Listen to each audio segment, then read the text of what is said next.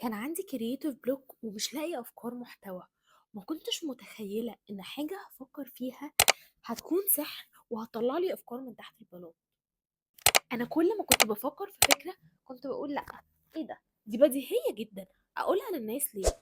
بس قعدت أفكر، هي بديهية بالنسبة لي دلوقتي، بس هي من 6 7 سنين وقت ما كنتش أعرف حاجة خالص كانت بديهية. لقيت انه لا، المعلومات اللي انت شايفها بديهية في الوقت الحالي هي بالنسبة لناس تانية معلومات قيمة جدا.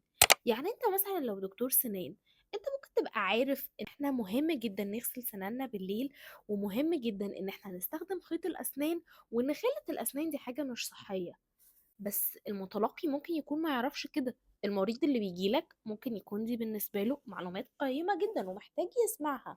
انتي مثلا كدكتورة أطفال عارفة ايه صح اللي يتعمل للطفل أول ما يتولد وايه الحاجات اللي ممنوع منها. بس كواحدة أول مرة تبقى أم أكيد ما تعرفش، فأكيد محتاجة تسمع منك المعلومات دي.